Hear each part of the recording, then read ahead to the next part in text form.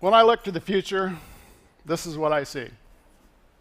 My family, my children, my grandchildren, they are what motivate me to work my farm with the care and attention to detail that will leave the land better than I found it. And I'm not alone in this. I believe the agriculture community is dedicated to making the land, the environment, and our way of life better. Whether it's through sound conservation practices, using the latest technologies, or teaching our children why we do what we do, I am just one of many farmers dedicated to doing the right thing. As a child growing up in a rural Midwestern community, I never imagined the impact agriculture would have on the future of our society. But my perspective has changed. And now I see how the profession that I have devoted my life to impacts the world. And I want to share with you a story of where agriculture has been, where we are today, and where we are going.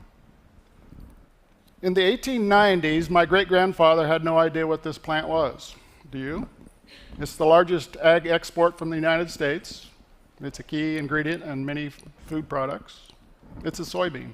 And the first soybeans that were ever grown on my farm, my family's farm, was after a devastating hail crop in the 1920s, which destroyed my grandfather's corn crop. He had no other choice. He had to do something. Soybeans were planted not for the oil and the meal that what I use them for today, but as a high-protein forage to sustain his livestock through the long, cold winter. And what he found when planting the corn following the soy was that the soil was much easier to work, the young seedlings were much healthier. Like others, my grandfather discovered a basic scientific principle here. Soybeans capture nitrogen from the air, they transfer it to the soil, and allow the next following year's crop to thrive. Mother Nature provides many sustainable processes such as this that are used today, and crop rotation is just one of them.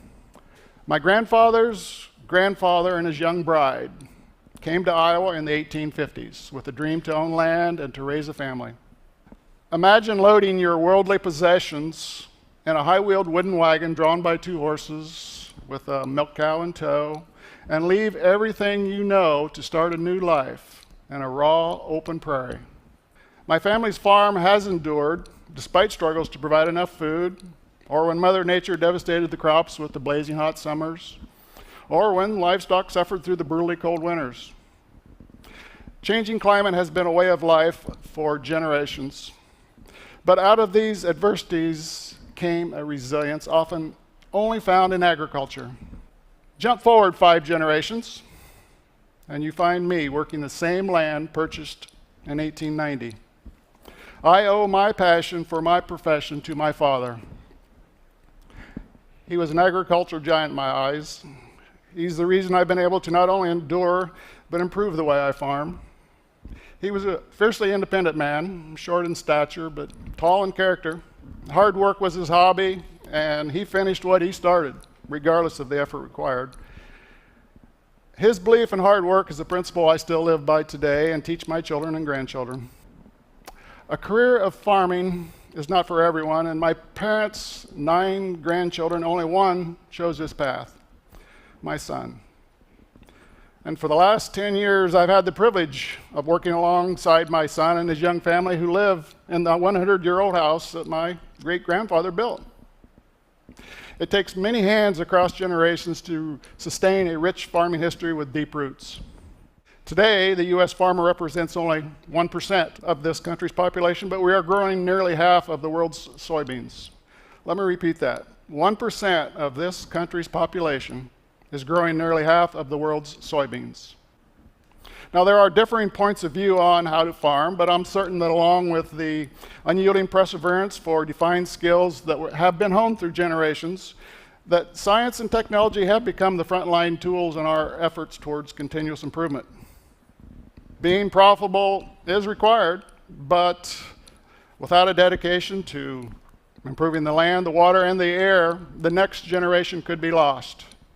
In my 40 years of farming, the size of my farm has grown considerably. Science and technology has led that charge for change, not only with the machines that I use, but the seeds that I plant. Modern innovations have given us the ability to plant and harvest in a timely fashion.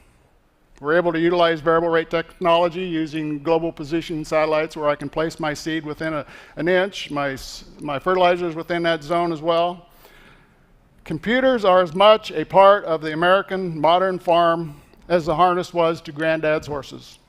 I've increased my production 3 to 4 times that of my grandfather while reducing my fertilizer workload and other inputs by half on the very same land. And through good record keeping and evaluation of all my practices, I have been able to set my baselines as key performance indicators in my dedicated efforts towards continuous improvement. Some may resist the direction of modern agriculture for the romantic notions of the past, but I've witnessed firsthand this transition, and I'm a testament to the responsible outcomes. My grandfather, he saw white houses peppered black with soil after windstorms due to soil erosion, and today, I maintain that soil on my fields by using minimal tillage, cover crops, and a whole long list of other conservation practices. The modern tools that I and the other 2.1 million farmers in the U.S. use today are allies in our efforts to produce a bountiful harvest while protecting our land and our environment for future generations. Using science to provide assurances to the American consumer, I've worked on a first-of-its-kind effort with sustainability, with soy. That very same soybean, I might add, that my grandfather first planted. What will the future look like? Not just soy, but it will also include other crops that produce more, with less water, with less input, and will adapt to changing climate conditions. Though our way of life has similarities with wonderful memories of a simpler time, I was commissioned by my parents to be socially and economically responsible. And just as I've had to embrace changing perspectives, I also recognize that the transition has begun on my farm. My story of hands across generations runs deep, deep with tradition, but carries on with a willingness to innovate as I look towards a brighter future. Thank you.